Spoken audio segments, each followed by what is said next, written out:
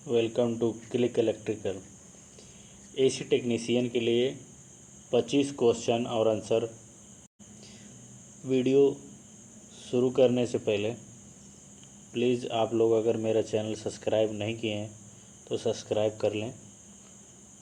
मुझे यकीन है कि क्वेश्चन देख के आप लोग इंटरव्यू दे पाएंगे। तो क्वेश्चन नंबर 1, आप अपने बारे में कुछ बताइए। ये अक्सर पूछा जाता है सवाल, तो हमारा आंसर क्या होना चाहिए।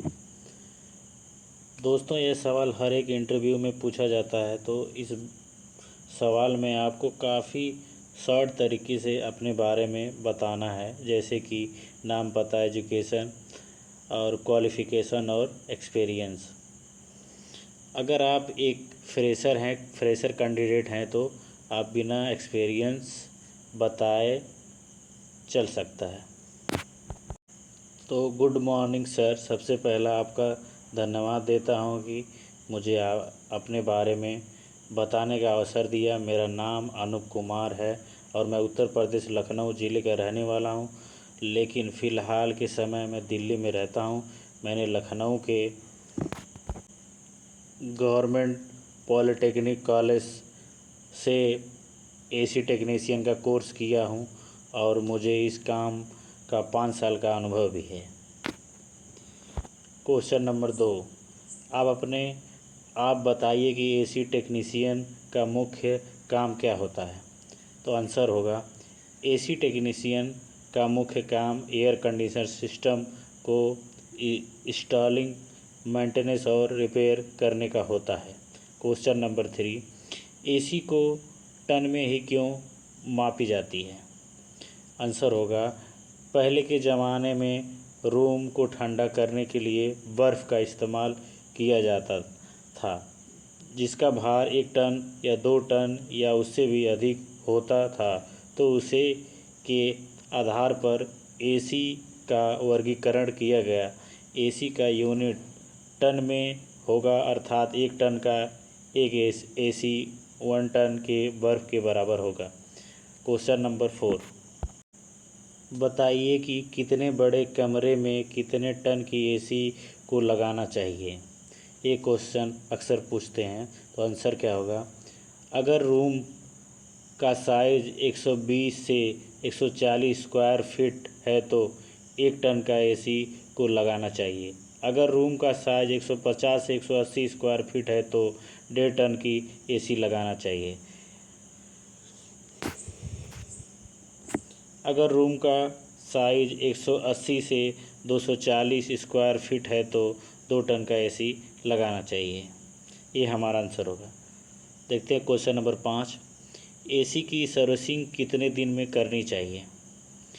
एसी की सर्विसिंग प्रत्येक साल में एक बार करानी चाहिए, जब गर्मी का मौसम आए तो। ये हमारा आंसर होगा।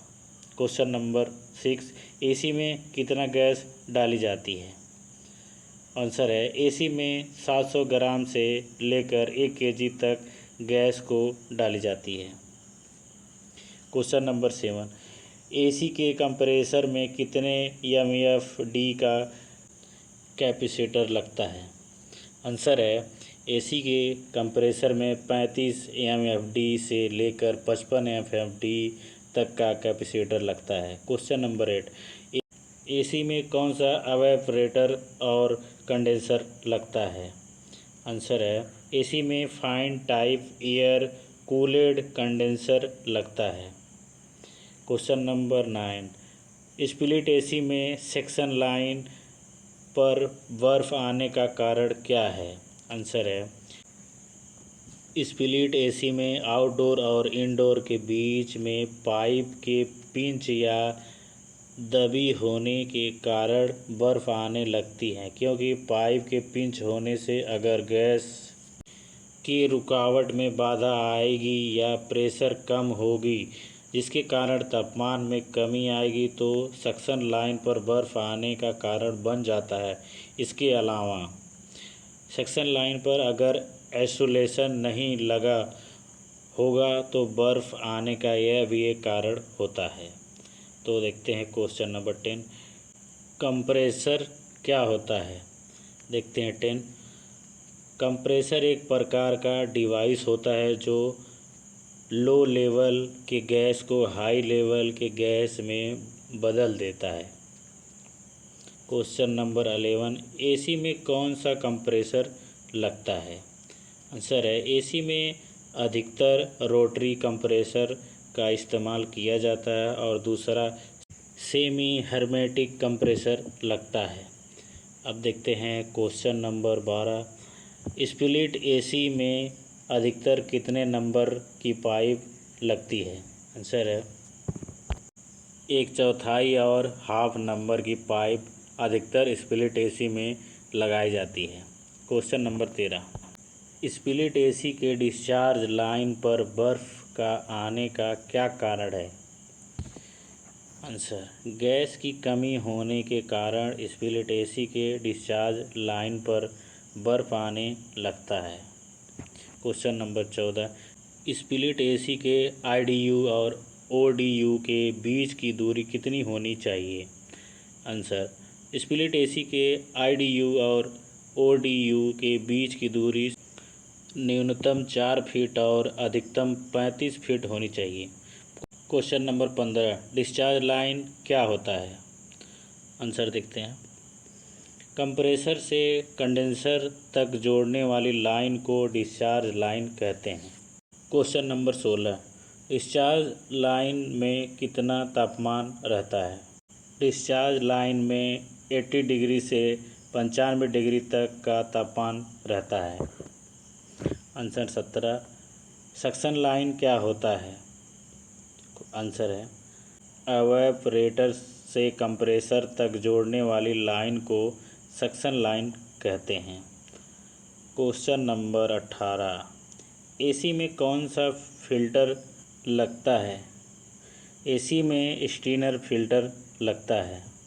क्वेश्चन नंबर 19, स्प्लिट एसी में बारीक लीकेज को कैसे पता करें?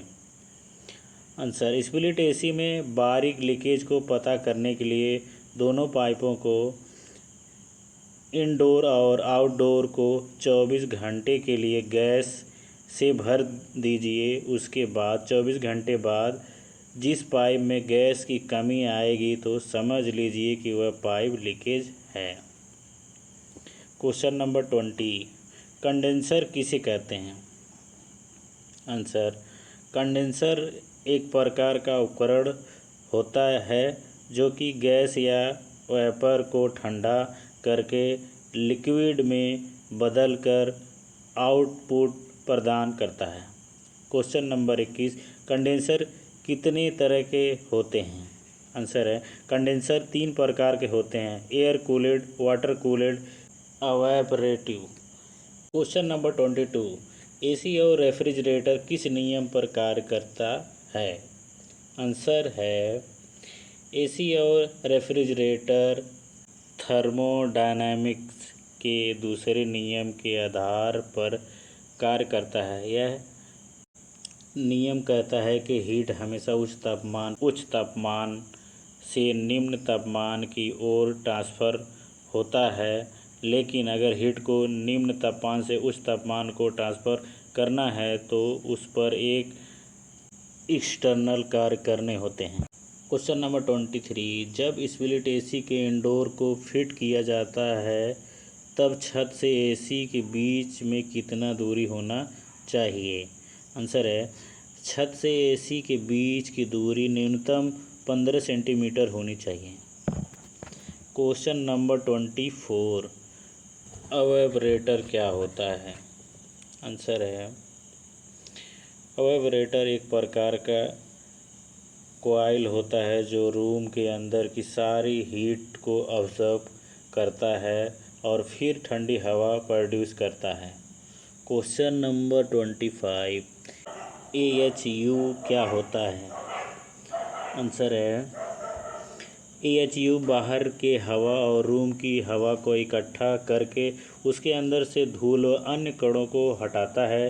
AHU का full form air handling unit होता है। तो दोस्तों, मेरा वीडियो कैसा लगा? उम्मीद अच्छा लगा होगा। प्लीज़ आप लोग लाइक कर दीजिए और मेरे चैनल को सब्सक्राइब भी कर लीजिए। आप लोगों का बहुत बहुत धन्यवाद। आप लोगों ने मेरा वीडियो देखा, तो मेरे चैनल को आप लोग सब्सक्राइब कर लीजिए और मिलते हैं किसी अलग वीडियो में अलग टॉपिक के साथ। CCTV, fire alarm security system, electrician, इन सभी के बारे में मुझे जानकारी है, जो बारी बारी से इस चैनल पे इंटरव्यू कैसे होते हैं, मुंबई या दिल्ली जहाँ भी आप इंटरव्यू देते हैं, इंटरव्यू में कैसे कैसे सवाल होते हैं, किस बारे में आप इंटरव्यू देना चाहते हैं, हर एक वीडियो में बारी बारी से डालता रहूँगा। आप लोग प्लीज़ मेरा चैनल सब्सक्राइब करें। आप लोगों का फिर से धन्यवाद। फिर मिलते हैं अगली वीडियो में।